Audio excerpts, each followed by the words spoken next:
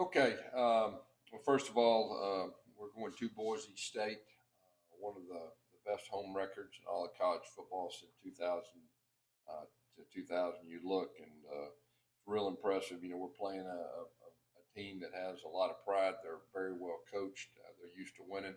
Had a tough loss. I know their backs are against the wall. They're going to give it their best. We know that. We're going to play good football. And I look back at our last victory, and we're happy to be 1-0. But after you look at the film, the execution level, really needs to raise up from week 1 to week 2. And like I told our team, I mean, good teams, they improve more from week 1 to week 2 than they do any other time of the year. We're going to need to do that. We'll have our hands full. We know exactly what we're going to get into. We're going to play really good, sound football on both sides of the football. It'll be a physical game, which is always good.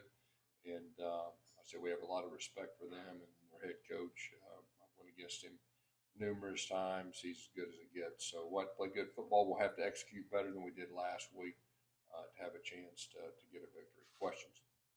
Chris, I think this will end up being probably one of the longest, not the longest games in the continental United States that UCF has played. What are some of the logistical things you've got to do from that standpoint? I saw a lot of activity. Does the truck go up early? Do you take a different plane? Do you go up or come down at a different time? Yeah, we'll try to get there just a little earlier than normal. I mean, from a coach's standpoint, you do your best to have routine as best you can. Obviously, when you got a 5+ hour flight, that's not your normal deal. But it's early in the season. We'll get there a little bit early and play on that blue field, which will be a little different. We're going to try to practice here locally on a blue field one time before we leave, and we'll see if that will help. But it is what it is. It's a long road game. It just happens to be, one of the toughest places to play in all of college football. And but we're looking forward to it.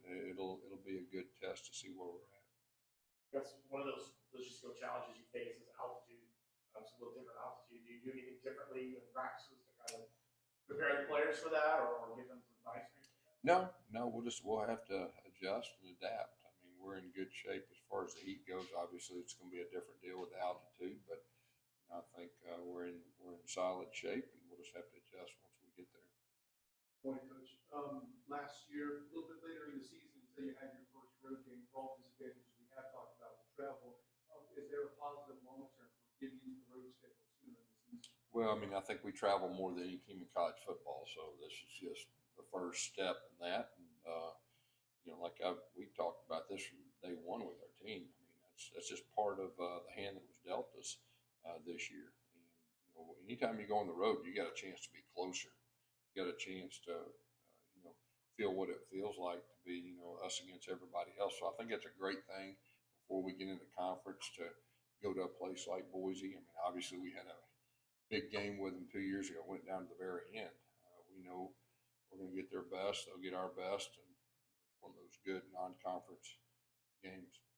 Following Thursday's game, you talked about the conversation with John Rice Palmer about not putting his body. Mm-hmm.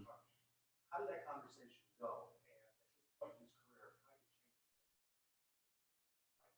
Well, I mean, that's just part of growing. That's what that is, and being wise. And he's going to have a chance to play at the next level. Like I said, Cam Newton's the only guy that I've ever seen that can run over everybody and not get hurt. But he's not that way. So he's going to have to get what he can get and get out of bounds or slide. I mean, there's a time for the game. That's a different story. But he's just going to have to grow. And we talked about it. I'm confident he will. And he's got to protect the football. We talked about that last year. And his 2 errant throws, we got to correct that. And I'm confident that he'll do that. Obviously, you coached against Indianapolis in his debut. What have you seen from him points? Well, first of all, he's an excellent coach, and even when he was a defense coordinator, when I faced him, everybody around college football knows his reputation, and he came up in that system. He's a really good coach, and you're going to get a hard-nosed, physical brand of football. You turn on the film, I've got a lot of respect for the way they play. I mean, they're very physical and hard-nosed. It's fun to watch them on film. We're going to have to execute. I mean, that's what I told our guys. I mean, we out-athleted that group last week. We're going to have to execute. And really, it starts up front. And we're going to have to do a better job of executing and create some seams and some space. Coach, last week 10 different players were involved in the pass game. Are you expecting that to be forward, or was that just how the first game? No, I hope so. I mean, I think we got a lot of guys that have the ability to affect the game in a positive way, getting the ball, spread the ball around. And, I think it starts in our running back room. I mean, we got 5 guys that all can play, and all can play for other people. So spreading the ball around, keeping those guys fresh, and then receivers, we have a little more depth than we've had, since I've been here. So hopefully that'll keep carrying over. Coach, you talked about Boise State's impressive home record the past 2 decades. They've obviously had some great teams, and when it comes to the blue turf, is that a psychological edge? Is there a psychological advantage to that at all? I don't know. I mean, I think the fact that you listen to other people, we got a couple guys on our team that played there, a couple coaches and all that. And, the fact that we're considering going on a blue turf here before we leave, I mean, it's a new deal. You're not used to it. So, but at the end of the day, you got to play football. Against Washington, Boise State, you have a lot of explosive plays. You didn't use this as a chance to evaluate the progress of your own passing game and try to hit some of those. Yeah, I mean, for us to be successful, we're going to need to be balanced. I mean, Washington, you look at them, I mean, they're impressive. They may be the best offense in college football. I mean, they spread people out. Their quarterback's phenomenal. They got those receivers. They really stretch the field vertically, do a lot of empty. So we're a little bit different than that. But, I mean, for us to be successful against anyone, we're going to have to be balanced. And so that'll be a big key. And that's kind of what I went back to the execution piece. We're going to have to really raise our level from week 1 to week 2 to execute. Obviously, you guys are known for your offense. Defense really showed up on Thursday. Going back to the tape, where did you see the defense on Thursday? Yeah, I mean, we were very simple in defense. Last game that was by design. And we talked about execution too. There's still a few things on defense.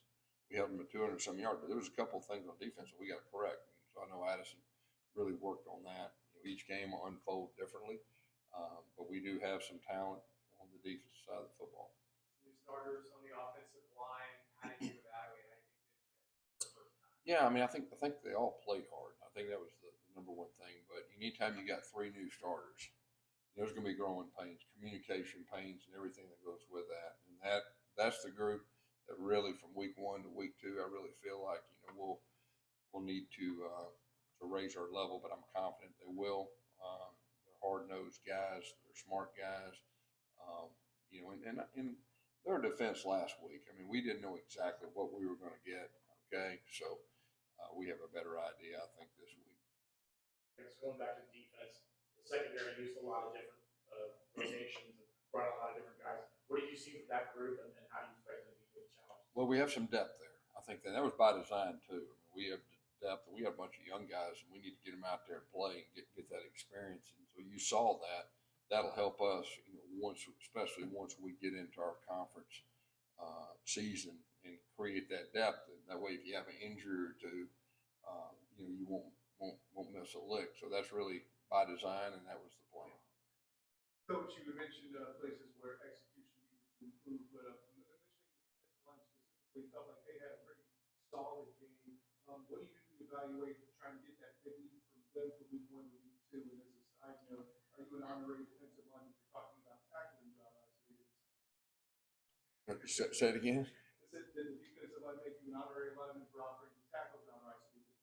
Oh, okay.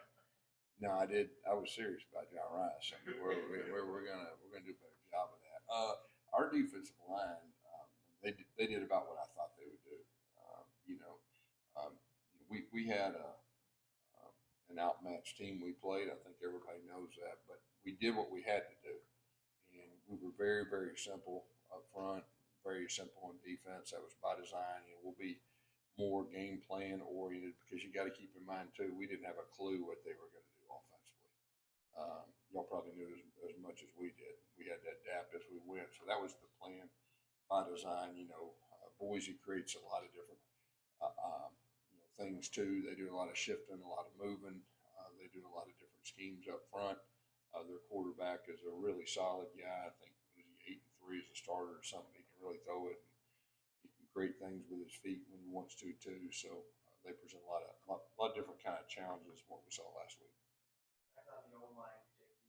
How would you evaluate it? Yeah, the center's the leader up front, and he's not a real experienced guy, and so it's good for him to have that experience. And he's a real smart guy. He's a very competitive guy too, and you'll see him grow. I really believe each week. What do you think about the Boise State offense?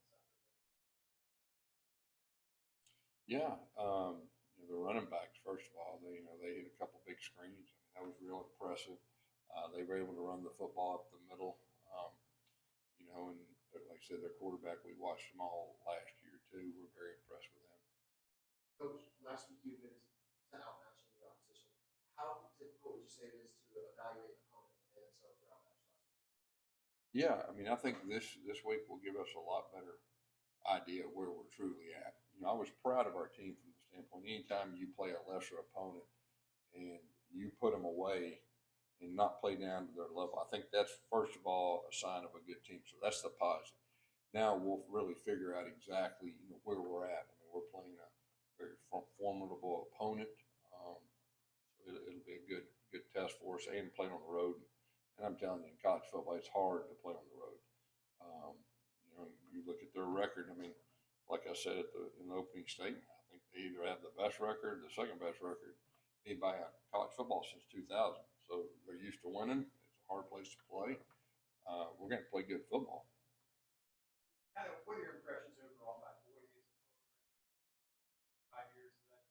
Everyone remembers, basketball and some of those plays, and as a coach, and you were coming up at the same time. What did you kind of think about it? Yeah, I got a chance to meet Chris Peterson when I was back at Tulsa, and came to business. We talked football, so I always had respect. And you're exactly right. Everybody remembers that Fiesta Bowl play and how creative they were. When I went to Arkansas State, my goal for our program was to be the Boise State of the South.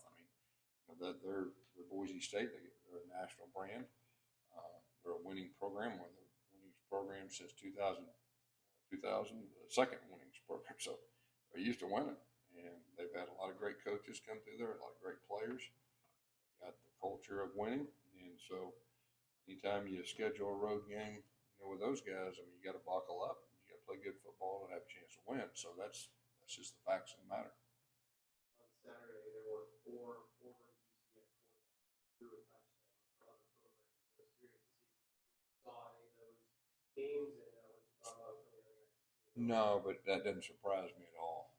That's four talented young men. They're all a little bit different, but they're all really fine young men, and they're talented in their own right. I didn't get a chance to watch any of them play, but I did see a couple highlights on Twitter. It doesn't surprise me at all. And we're rooting for those guys. Obviously we're going to play one, all right, besides that, but we'll cross that bridge when it gets here. All right. Thank you, guys. Thank you, Coach.